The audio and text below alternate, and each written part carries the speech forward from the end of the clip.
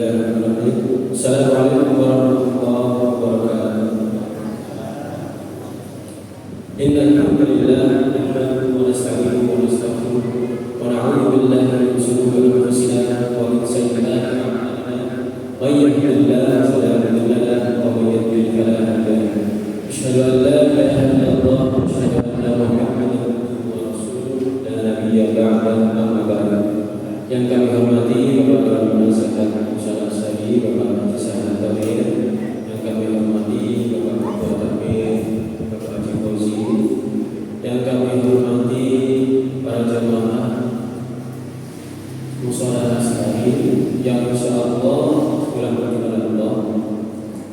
Pertama-tama adalah kita panjatkan puja dan puji syukur kita kepada Allah Subhanahu wa taala atas segala limpahan rahmat, nikmat dan hidayahnya yang kita masih diberikan waktu dan kesempatan untuk bisa melaksanakan salat tarawih berjamaah dengan diikuti kajian salam satu malam yang mana hari ini diisi oleh Ustaz Hafid. Yang kedua, salam kepada kita pada Nabi Muhammad SAW atas segala perjuangannya kita dipermudah untuk menjalankan syariat Islam pada saat ini. Kita bisa mengakses melalui media manapun, bahkan yang sekarang paling mudah mungkin di HP, handphone, yang mana ini kita sangat mudah. Mulai malam ini insyaallah dan seterusnya semua kajian setiap Sabtu malam akan kami rekam dan insyaallah akan kami upload melalui YouTube, Facebook atau mungkin WhatsApp kalau memungkinkan. Kita langsung saja untuk selanjutnya pembahasan masih berlanjut seperti pertemuan sebelumnya yang mana akan membahas tentang syirik. Sebelum kita mulai acara kajian malam hari ini, marilah kita buka acara kajian salam pada malam hari ini dengan bacaan Bismillahirrahmanirrahim. Kepada Ustaz Hafid, waktu dan tempat kami persilakan.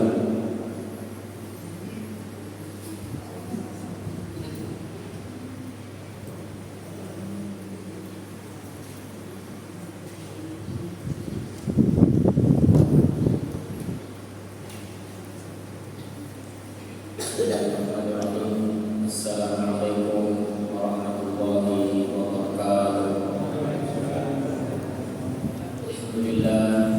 Alhamdulillahirabbil alamin wa bihi nasta'inu ala umuri dunya wad din. Asyhadu an la ilaha illallah wahdahu la syarika lah wa asyhadu anna Muhammadan abduhu wa rasuluh sallallahu wasallam wa baraka alaihi wa ala alihi wa sahbihi wa man ihtada bi hadihi wa qatafa atharahu ila yaumiddin, amma ba'd. Yang saya hormati segenap pengurus Mushola Asari yang dirahmati Allah Subhanahu wa taala, dan juga yang saya hormati semua jamaah, bapak-bapak dan ibu-ibu, kaum muslimin dan muslimat, hadirin dan hadirat yang juga semoga senantiasa dirahmati oleh Allah Subhanahu wa taala. Juga kita panjatkan kepada Allah Subhanahu wa taala telah melimpahkan nikmat dan taufik-Nya kepada kita semua. Salawat dan salam semoga senantiasa tercurah kepada Nabi dan Rasul kita, imam dan panutan kita Nabi Muhammad sallallahu alaihi wasallam, serta keluarga beliau, para sahabat, dan orang-orang yang mengikuti ajaran beliau, menunjukkan sunnah-sunnah beliau sampai hari kiamat. Bapak dan ibu kaum muslimin dan muslimat yang dirahmati Allah Subhanahu wa taala, pembahasan kita masih berkenaan dengan hak Allah Subhanahu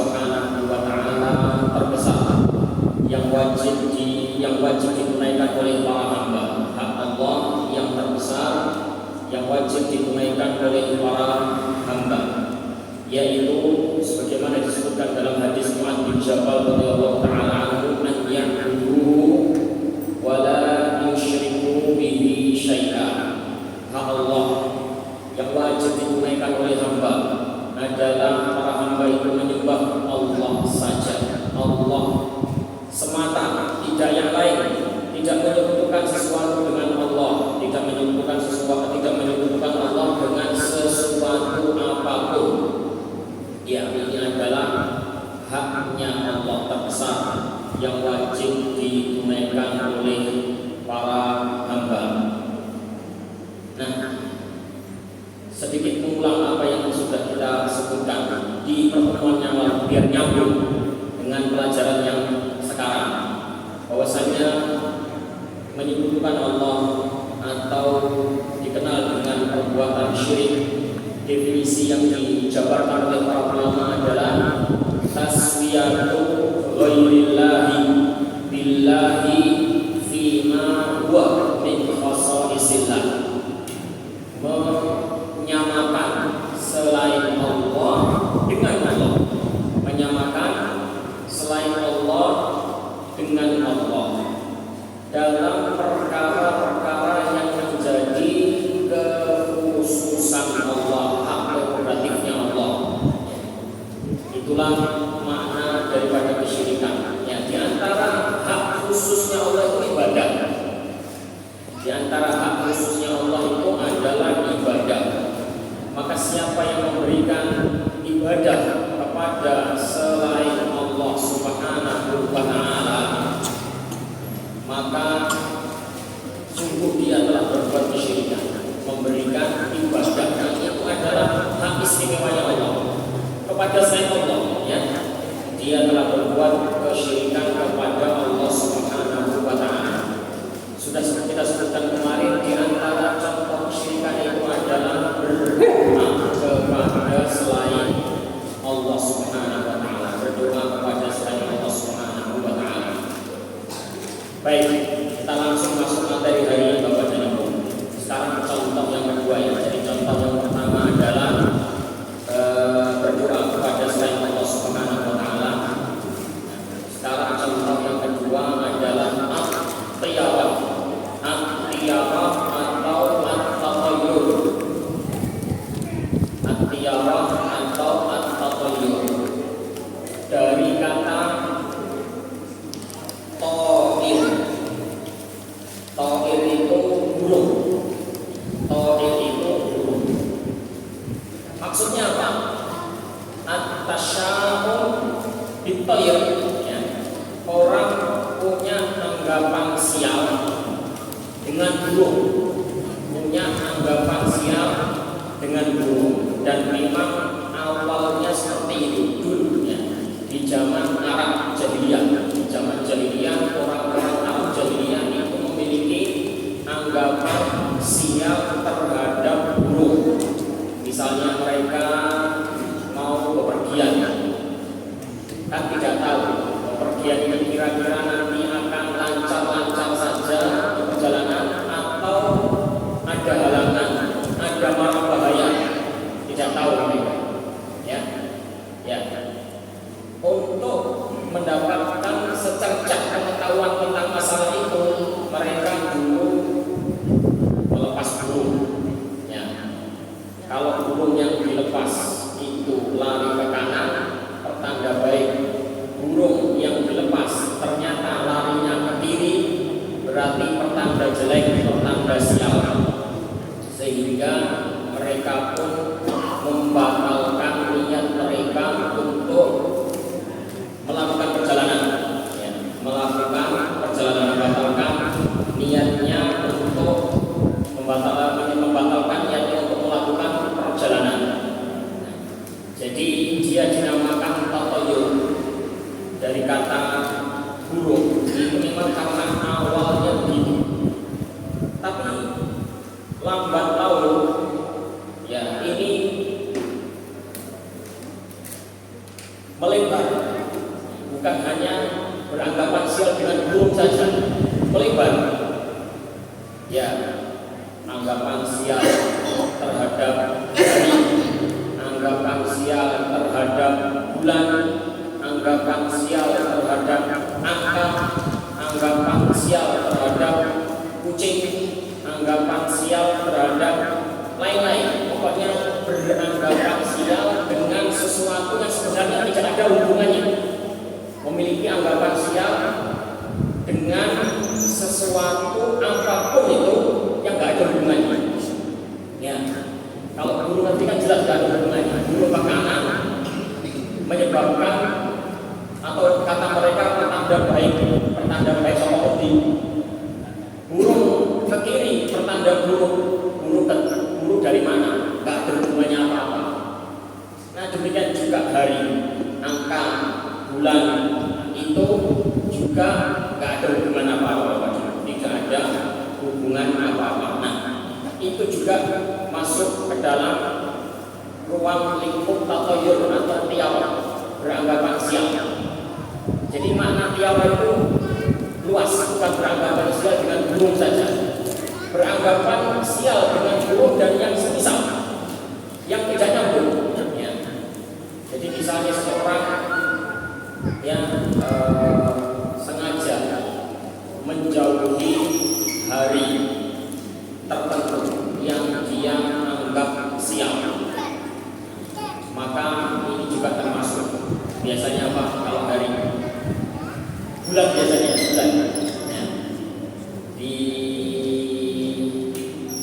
masyarakat kita itu sebagian masih memiliki keyakinan semacam itu, yaitu anggapan sial terhadap bulan Selo misalnya, atau bulan Suro misalnya. Nah, jadi kalau mengadakan hajatan, entah mandu, entah sunatan, entah apalah di bulan Suro atau di bulan Selo, maka akan tertimpa bala, ya, akan tertimpa bala. Nah ini termasuk bagian dari tiawa juga, termasuk bagian dari tatoyur, beragama sial ya, terhadap sesuatu yang sebenarnya tidak ada hubungannya, sesuatu yang sebenarnya tidak ada hubungannya. Dan juga biasanya lagi ada yang punya anggapan terhadap petang. Misalnya ada laki-laki lahir di Pahing, lahirnya itu harinya hari petangnya Pahing, sementara yang perempuan adalah Wage. Nah ini nggak cocok, nggak tepat. Nah, karena Wage dan Pahing Yin. Nanti kalau menikah tidak harmonis. Kalau menikah akan terjadi apa? Keruwetan dalam rumah tangga mereka. Nah ini juga termasuk apa? Termasuk tiawa. Kemudian angka. Biasanya angka berapa? Angka 13. Kamar hotel atau kamar apa namanya, nomor ruko biasanya ada nomor 1, 2, 3, 4, 5 sampai 12. Setelah 12 langsung 14 atau 12B, 12A, 12B, terus setelah itu apa? 14 langsung, 13 yang belum cantik. Jika memang itu karena dibangun di atas suatu anggapan, itu bisa menyebabkan sial, bisa menyebabkan tidak beruntung, bisa menyebabkan petaka. Nah maka disitulah kaum muslimin yang dirahmati Allah Subhanahu wa taala, disitulah yakni letak tiawahnya, letak tatoyurnya. Nah dalil akan hal ini adalah hadis riwayat Ibnu Mas'ud radhiyallahu taala. Hadis riwayat Abdullah bin Mas'ud radhiyallahu taala bahwasanya Rasulullah sallallahu alaihi wasallam bersabda, "At-tiyaratu syirkun." At-tiyaratu syirkun. Sesungguhnya tiara memiliki anggapan sial dengan burung atau yang lainnya, itu adalah sebuah kesyirikan. Hadis riwayat Tirmidzi. Nah, dan Al-Imam At-Tirmidzi mengatakan ini adalah hadis hasan sahih. Hadis hasan sahih. Dari yang lainnya adalah hadis Abdullah bin Umar radhiyallahu anhuma yang disebutkan oleh Al-Imam Ahmad dalam musnadnya, bahwasanya Rasulullah sallallahu alaihi wasallam bersabda, "Man raddatu at-tiyaratu an hajatihi faqad asyrak." Siapa yang membatalkan niatannya gara-gara beranggapan sial dengan sesuatu, maka sungguh dia telah berbuat kesyirikan. Siapa yang menunda, membatalkan, gak jadi, pengen punya niatan begini, pengen punya acara ini, batal tapi alasannya gak jelas. Alasannya itu ya Itu tadi, mungkin karena contohnya tidak cocok, mungkin harinya tidak cocok, mungkin karena harinya tanggal 12, ya tinggal tanggal 13 misalnya nggak cocok. Gara-gara itu, jadi mundur, batal, tidak jadi, bukan karena alasan-alasan yang masuk akal, karena anggapan sial dengan sesuatu yang tidak ada hubungannya dengan tadinya. Maka faqad asyrak, man raddattu tiyaratu an hajatihi faqad asyrak. Siapa yang menunda, membatalkan niatnya, menggagalkan niatnya, maka karena adanya suatu anggapan sial, maka sungguh dia telah berbuat syirik. Maka para sahabat bertanya, para sahabat radhiyallahu ta'ala bertanya kepada Rasulullah, ya Rasulullah, ma kafaratu dzalik? Kalau begitu ya Rasulullah, apa kafarahnya? Kalau orang sudah terlanjur pernah punya keyakinan seperti ini. Para sahabat bertanya semacam ini, Bapak dan Ibu, itu menandakan bahwasannya mereka ini ya terkadang masih ada secercah kecil dari anggapan-anggapan semacam itu. Namanya juga mereka dulu kan ya orang jahiliyah dulunya. Mereka itu dulu adalah orang-orang jahiliyah. Jadi ketika sudah masuk Islam, bekas-bekas jahiliyah itu kadang masih ke bawah. Ya sebenarnya mereka sudah meninggalkan, tapi namanya sudah pernah mengalami masa kelam, masa jahiliyah, terkadang itu masih ada sisa-sisanya. Makanya mereka bertanya, kalau orang sudah terlanjur punya anggapan seperti itu, bagaimana Rasulullah? Nah, kata Rasulullah SAW, hendaknya dia berkata, Allahumma la khayra illa khairu, wa la khayra illa khairu, wa la ilaha ghairu. Ya Allah, tidak ada kebaikan kecuali datangnya darimu ya Allah. Tidak ada keburukan kecuali juga dengan kehendak-Mu ya Allah. Dan tidak ada Tuhan selain ya Allah. Itu kalau orang terbesit punya anggapan siapa? Wah, nabrak kucing, mau berangkat nabrak kucing, wah jangan yang pertanda, nanti saya akan celaka, jangan nanti ada marah bahaya menimpa saya. Mungkin orang itu terbesit seperti itu, langsung segera dipalingkan, jangan dituruti, jangan dituruti. Ini nggak benar, nggak ada hubungannya. Allahumma la khaira illa khairu, wa la khaira illa khairu, wa la ilaha ghairu. Ya Allah, tidak ada kebaikan kecuali berasal darimu, dan tidak ada keburukan kecuali juga dengan izin-Mu, dengan kehendak-Mu ya Allah. Dan tidak ada Tuhan selain-Mu. Ini maksudnya bukan karena kucing. Seandainya ada sial, ada mara bahaya, bukan karena kucing, bukan karena hari, bukan karena angka, bukan karena burung. Semuanya adalah dengan kehendak dan kekuasaan Allah. Nah, ini hadis riwayat Ahmad di dalam musnadnya dengan derajat yang sahih. Kemudian Bapak dan Ibu yang dirahmati Allah Subhanahu wa taala, dulu Rasulullah sallallahu alaihi wasallam itu pernah ya terang-terangan menyelisihi adat kebiasaan masyarakat yang dibangun di atas tiarah atau tatayur, anggapan sial. Jadi dulu di zaman jahiliyah itu ada anggapan sial terhadap bulan Syawal. Bulan Syawal. Syawal itu setelah Ramadan. Itu kalau versinya orang Arab jahiliyah itu bulan sial. Kalau versi kita itu adalah versi masyarakat kita itu adalah apa? Selong atau suro.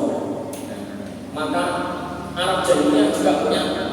Arab jahiliyah itu juga punya anggapan sial, yaitu Syawal. Jadi orang menikah di bulan Syawal itu ada jahiliyah tidak boleh. Itu nanti akan mendatangkan petaka, mara bahaya. Rasulullah sengaja menikah dengan Aisyah, yang Ummul Mukminin Aisyah radhiyallahu taala anha, dan memilih bulan Syawal sengaja untuk mematahkan anggapan orang-orang jahiliyah saat itu, supaya orang-orang jahiliyah itu membaca, loh itu aku menikah bulan Syawal orang-orang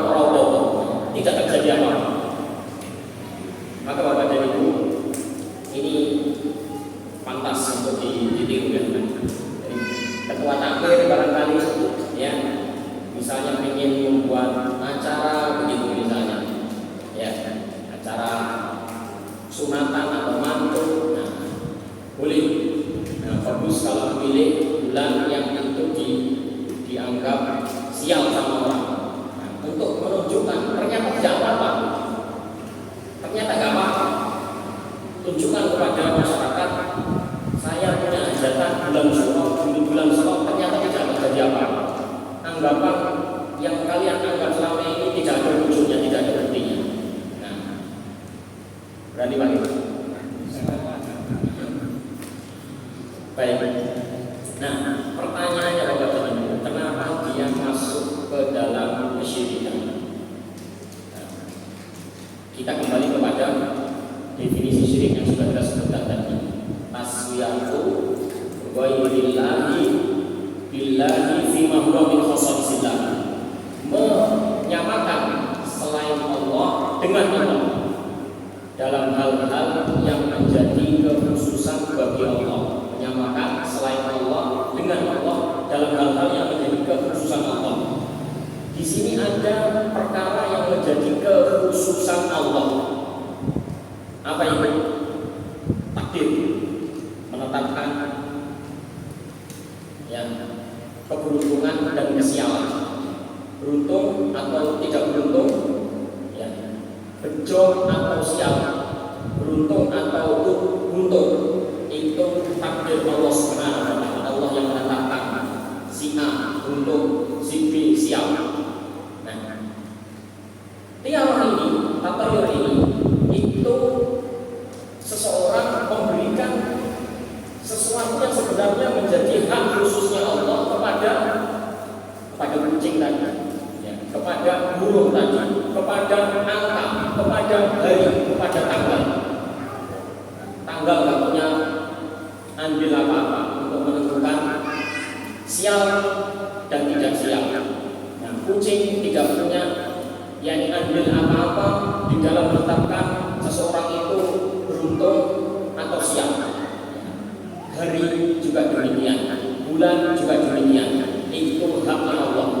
Ketika Anda memberikan sesuatu yang menjadi hak Allah kepada selain Allah, berarti di situ ada unsur penyamaan antara selain Allah dengan Allah dalam hal yang menjadi kekhususan Allah Subhanahu wa Ta'ala. Nah, namun tetap kita rinci begini. Tidak semua orang yang melakukan teori itu dikatakan syirik akbar, karena ada dua kemungkinan. Kemungkinan pertama, orang beranggapan sial dengan burung, kucing, hari, bulan, angka, karena memang perkara-perkara tersebut itu dia yakini dengan sendirinya mendatangkan manfaat atau mendatangkan sial dengan sendirinya. Kalau sudah semacam ini levelnya syirik akbar. Angka dia yakini bisa mendatangkan untung atau sial. Nah, apalagi kucing bisa mendatangkan sial dengan sendirinya. Kucing bisa mendatangkan sial dengan sendirinya. Burung bisa mendatangkan sial dengan sendirinya. Nah, maka ini maksudnya pada level akbar, syirik akbar. Tapi kalau ada orang misalnya menganggap bahwasanya semuanya itu tetap dari Allah, semuanya tetap dari Allah, yang mendatangkan kebaikan Allah, seandainya sial itu juga dengan takdir Allah, tapi lantarannya, wasilahnya burung, lantarannya adalah angka itu hanya wasilah saja, baik dan buruk tetap datangnya dari Allah, burung hanya wasilah. Maka ini Bapak dan Ibu, ini syirik asghar. Kalau yang tadi syirik akbar, kalau ini syirik asghar. Kenapa kok syirik asghar? Kenapa kok tidak dikatakan boleh ubah kalah itu saja? Oh, dia masih meyakini Allah.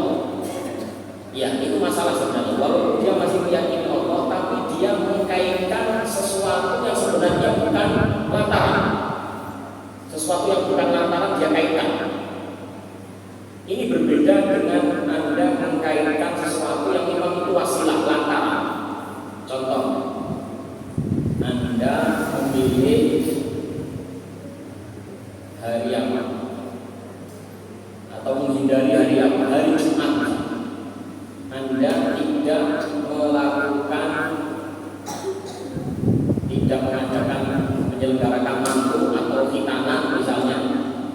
menghindari hari Jumat, pokoknya tidak hari Jumat. Kenapa? Ya alasannya itu simpel saja. Hari Jumat ada sholat Jumat. Nah, hari Jumat ada sholat Jumat, nanti repot ribet. Waktunya sholat Jumat kita masih sibuk urusi konsumsi, sibuk urusi tamu, sibuk urusi ini, urusi itu, sehingga dihindari. Nah, itu menghindari sesuatu yang memang apa ya? Ada hubungannya, masuk akal. Ya. Apalagi Bapak, contohnya orang menghindari apa? Menghindari apa misalnya? Menghindari sesuatu karena memang alasannya kuat. Alasannya itu sangat masuk akal. Alasannya itu bukan alasan-alasan yang aneh-aneh. Jadi memang itu adalah sesuatu yang ada hubungan kuat. Ada hubungannya kuat. Ya, ada hubungannya kuat. Misalnya seseorang mungkin tidak menikahi atau tidak menikahkan anaknya yang nomor 2 karena anaknya yang pertama belum nikah, misalnya anak yang pertama belum nikah.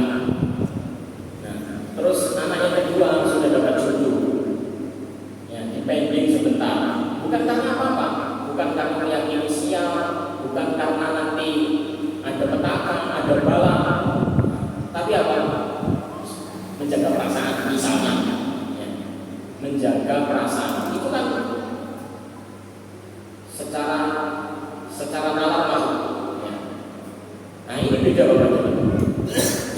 Ini nggak apa-apa kalau semacam ini itu sifatnya sesuatu yang biasa, semacam biasa. Tapi bedakan sama yang tadi. Tidak menikahkan anak karena dia lahir di hari Wage, judulnya pahit. Nah, hubungannya apa? Wage dan pahit gak ada hubungan apa-apa. Gak ada hubungannya apa-apa. Menunda pernikahan, menunggu supaya bulan Suro lewat. Ya memangnya kenapa? Kalau bulan Suro kenapa? Nah itu gak ada hubungannya. Wallahu a'lam. Jadi seperti itu ya. Jadi orang yang terjatuh pada tatayur atau tiawah itu berbeda-beda. Kita tidak menyamaratakan hukumnya. Tergantung jenis tiawahnya bagaimana. Kalau dia meyakini semuanya datang dari perkara-perkara tadi, sial, untuk datangnya dari burung, datangnya dari angka, datangnya dari hari, datangnya dari bulan, maka dia telah melakukan syirik akbar. Tapi kalau dia masih meyakini datangnya dari Allah, sial dari Allah, kebaikan juga dari Allah, tapi lantarannya adalah itu tadi, ya, lantarannya adalah burung tadi, maka itu adalah dia telah mengangkat sesuatu lantaran yang sebenarnya dia bukan lantaran, menganggap sesuatu yang bukan lantaran sebagai lantaran. Itu bisa menjadi kaidah rumus untuk mengenali, bedakan Anda berbuat ke dokter, itu kan juga minta pertolongan kepada makhluk, ya kan? Minta pengobatan kepada Anda dulu pernah zaman tahun 80 ada anak kecil ya bisa punya batunya itu dicelupkan di air terus diminum, dia ini dia sembuh, ponari. Loh itu kan sama-sama berubahnya. Sebagian orang itu menyangkal ini bukan syirik. Nah, kalau ini syirik, ya sama, kamu berubah ke dokter juga syirik. Sama-sama minta tolong pada makhluk. Kamu minta tolong pada dokter, makhluk. Saya minta tolong pada ponari, makhluk. Kita jawab, beda. Kalau dokter itu melihat, menganalisa penyakitnya apa, terus menentukan obat yang nyambung, entah itu operasi, entah itu terapi, entah itu obat apa,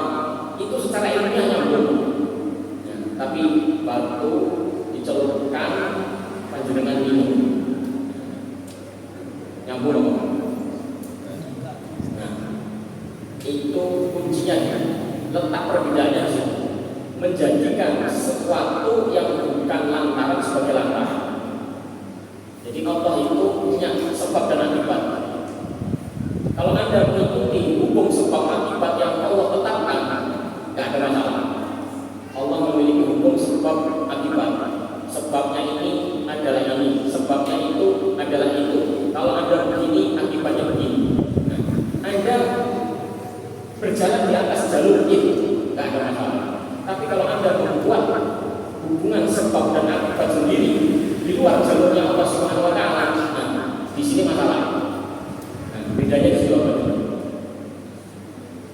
Baik. Jadi Anda bisa membedakan kenapa orang menunda pernikahan, menunda hajatan karena hari anggapan sial terhadap hari termasuk syirik, sementara orang yang menundanya karena alasan-alasan yang memang bisa diterima oleh akal, ya, tidak syirik. Karena yang syirik tadi itu menempuh jalur sebab akibat di luar yang ditetapkan oleh Allah Subhanahu wa taala.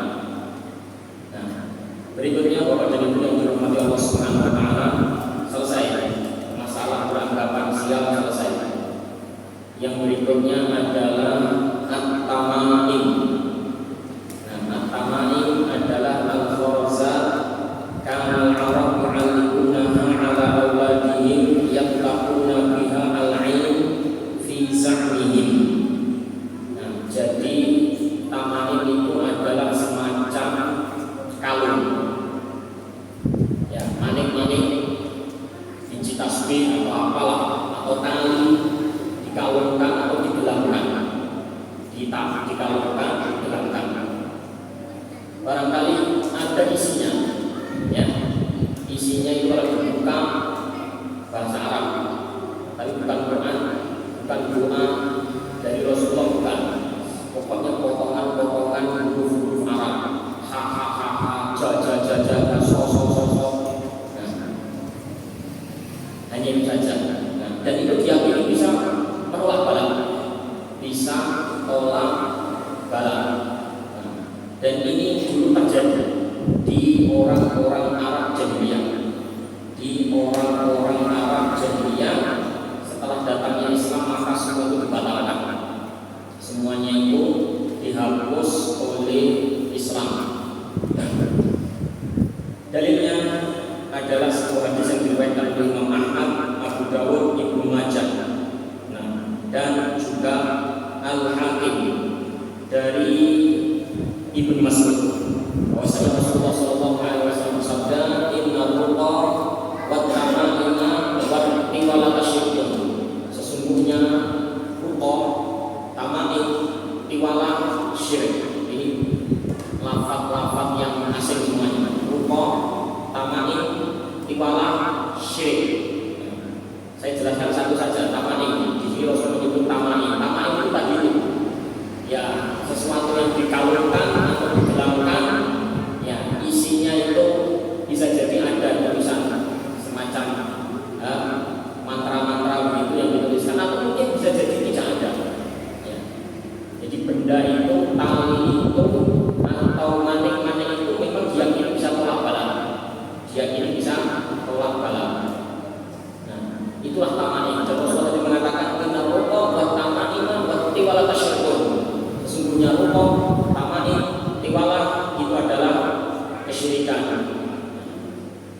Nah, Bapak dan Ibu, masalah ini sebenarnya ada dua sebenarnya. Yang pertama, menggunakan selain Al-Quran. Jadi yang dikalungkan atau yang digelapkan dan diyakini sebagai penolak bala itu bukan dari Al-Quran, ya, dari mantra-mantra, jambi-jambi yang ditulis. Nah, kalau ini para ulama sepakat tidak boleh, sepakat tidak boleh. Yang kedua, sesuatu yang dikalungkan, yang digelapkan itu memang kertas dilipat-lipat, ya, dipasang, isinya itu Al-Quran.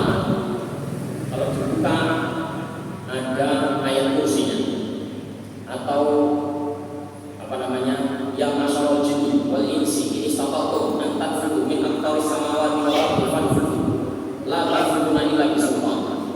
Ayat itu misalnya, atau qul huwallahu ahad, atau Al-Fatihah, isinya Quran. Quran dilipat-lipat, ditulis dilipat-lipat, terus dikaulkan. Nah, ada pun yang kedua ini memang ada perbedaan.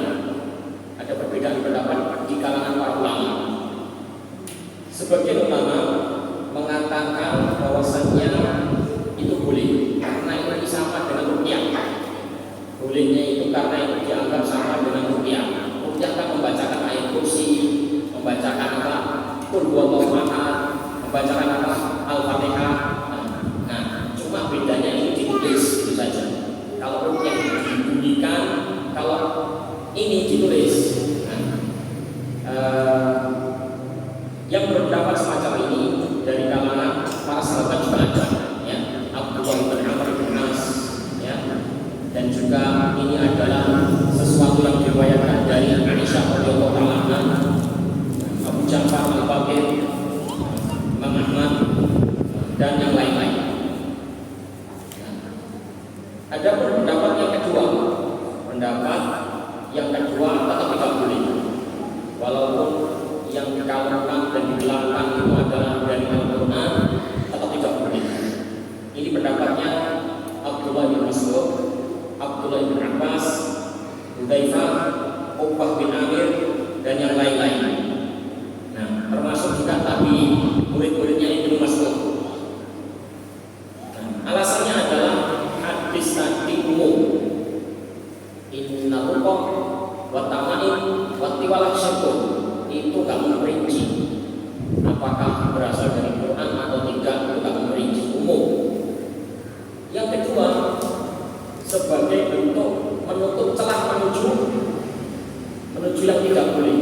Anggap saja misalnya ini boleh, tapi itu celah menuju tidak boleh, nanti bisa disalahgunakan.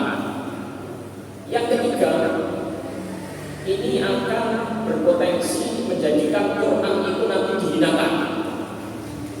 Karena tapi malah bisa jadi menyebabkan Al-Quran itu dihinakan. Misalnya dibawa masuk ke kamar mandi, ya kan? Dibawa masuk ke WC misalnya, dan lain-lain. Atau anak kecil, atau juga anak kecil bisa dikalungkan anak kecil. Nah, anak kecil mungkin main-main dilepas, terinjak, nah itu malah menghinakan Al-Quran itu. Wallahu a'lam. Untuk khusus ini, ya, saya cenderung pilih pendapat yang kedua. Tapi ini seandainya ada yang mengamalkan, begitu ya. Seandainya ada yang mengamalkan, kita tidak mengingkari keras, tidak mengingkari keras. Untuk kita sendiri, saya cenderung tidak mengamalkan itu. Tapi seandainya ada yang mengamalkan itu, ya, kita bisa memaklumi karena memang itu ada para sahabat yang meyakini bolehnya. Nah, ya, siapa tadi? Abdullah bin Amr bin As, kemudian Aisyah, Abu Ja'far Al-Baqir, dan yang lain-lain. Tapi yang paling aman insya Allah, yang berhati-hati insya Allah itu adalah pendapat yang kedua, pendapat Abdullah bin Mas'ud dan Abdullah bin Abbas radhiyallahu anhu. Nah, misalnya saya berapa? 1 menit. Nah, 1 menit lagi. Baik, sampai di sini saja kalau begitu. Nah, alhamdulillahirabbil alamin. Semoga dengan kita membaca atau mempelajari hal-hal tadi, Allah menyelamatkan kita dari kesyirikan. Namanya ilmu yang dipelajari itu kalau dibawa di masyarakat itu pasti ada pro dan kontra. Panjenengan tidak usah kaget seandainya ada yang disampaikan mungkin selain saya, ya, yang menyampaikan selain saya mungkin lain, yang ada dapatan mungkin lain, ya, namanya juga pro kontra itu biasa, ya, namanya juga ilmu agama, ya, ada orang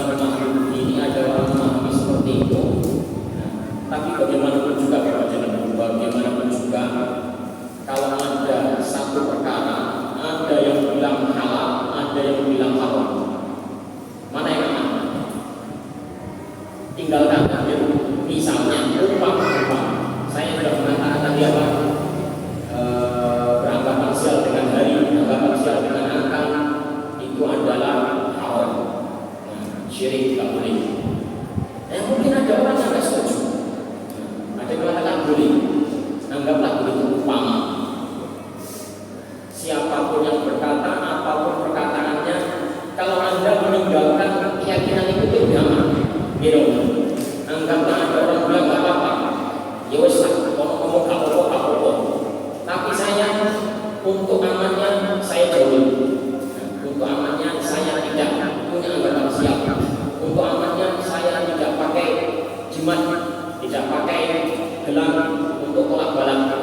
Orang mau bilang boleh, ada bilang nggak apa-apa, urusan sana. Saya pilih amannya. Itu urusan agama, urusan